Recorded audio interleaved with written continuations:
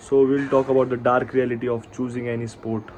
क्योंकि आप एक स्पोर्ट को चूज़ करते हो और उसमें आप बहुत ही अच्छा एक्सेल करने के लिए पूरा दिन अपना देते हो, हफ्ते के 80 से 90 घंटे आप लगा देते हो उसमें, आप अपना पैसा, टाइम सब कुछ देते हो, आप आइसोलेशन में रहते हो, अकेले रहते हो।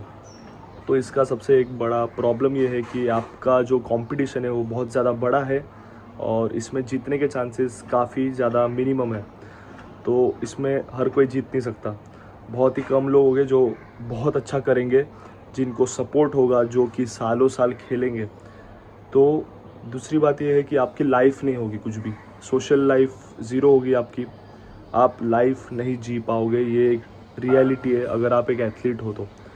फॉर एग्ज़ाम्पल, अगर आपके पास अच्छा सपोर्ट है, अच्छा बैकअप है, तो एट द एंड आप फिर भी एक लाइफ जी सकते हो। बट इन इंडिया आपको अगर टॉप लेवल पे जाना है, अगर आप नेशनल या ओलंपिक्स इंटरनेशनल लेवल पे खेलने को देख रहे हो कोई भी स्पोर्ट, तो basically it becomes impossible for you.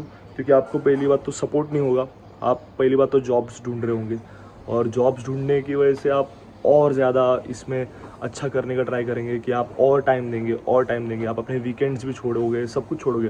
तो बेसिकली जो एज है आपका, जो आपका एज होता है लाइक 15 to 30, इस पे तो आप बेसिकली पूरा ही टाइम स्पोर्ट को दे रहे हो। अगर आप पूरी तरह से लगे हुए हो तो आप अपना लाइफ एक तरीके से, सोशल लाइफ सब कुछ छोड़ देते हो, आइसोलेशन में जीते हो, जिसकी वजह से आपको कुछ अता पता नहीं होता है लाइफ का। आप जब स्पोर्ट, समझो किसी इंजरी की वजह से किसी ने स्पोर्ट छोड़ दिया, तो वो जब बैक टू सोसाइटी आता है, सोशल लाइफ आता है, तो उसको कुछ आइडिया नहीं होता है इस बारे में।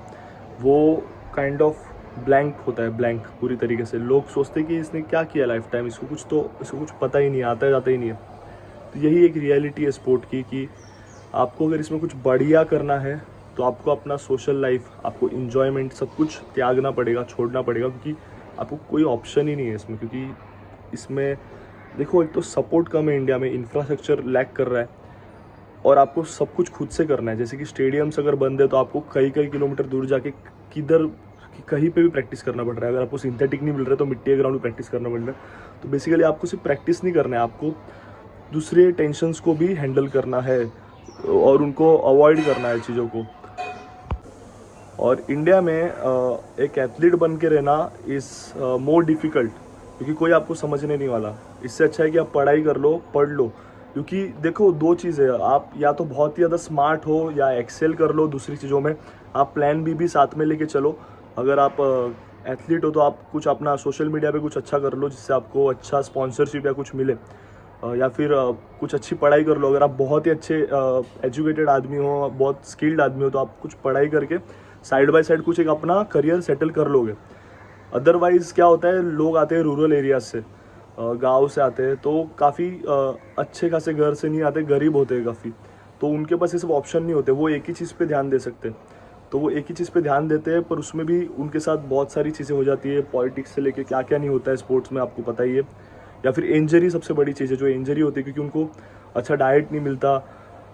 तो ये सारी चीज़ें हैं। तो अगर आपको स्पोर्ट चुनना है तो ये रिस्क लेके अंदर आओ कि आपको पता होना चाहिए कि लाइफ में कुछ भी नहीं मिलेगा अगर आपने अच्छे लेवल पे खेले नहीं कंसिस्टेंटली। क्योंकि आप एक मेडल से भी आपको जॉब नहीं मिलती आजकल, आपको कंसिस्टेंटली चीज़ें करनी पड़ रही है। क्योंकि कंपटीशन इतना है कि आप देखोगे कि लोग ब्रेक्स कर रहे हैं, रिकॉर्ड पे रिकॉर्ड ब्रेक कर रहे हैं। जो 2 साल पहले एक एथलीट था वो आज दिख भी नहीं रहा है आपको। तो नीरज चोपड़ा का नाम जो है वो आज इतना टॉप पे इसलिए है क्योंकि उनके पास कंसिस्टेंसी है। तो बेसिकली अब हमें यही ध्यान में रखना पड़ेगा कि हमें कंसिस्टेंसी के साथ ही अगर करना है तो इसमें आना पड़ेगा। और काफ़ी आइसोलेटेड लाइफ है जेवलिन की या फिर कोई भी स्पोर्ट की, तो आपको सोशल लाइफ आपका होगा नहीं कुछ भी। आपका जो भी होगा सब कुछ स्पोर्ट होगा, क्योंकि इसमें आपको 110% देना है। आप हफ्ते, साल, महीने इसी में लगा के रखोगे और जब आप सोशल लाइफ की तरफ देखोगे तो आप बोलोगे कुछ भी नहीं बचा मेरे पास। तो बेसिकली मैं कहूँगा कि आप अपने प्लान बी को भी साथ में लेके चलो, अदरवाइज़ बहुत रिग्रेट होगा स्पोर्ट में आपको। अगले वीडियो में मिलेंगे।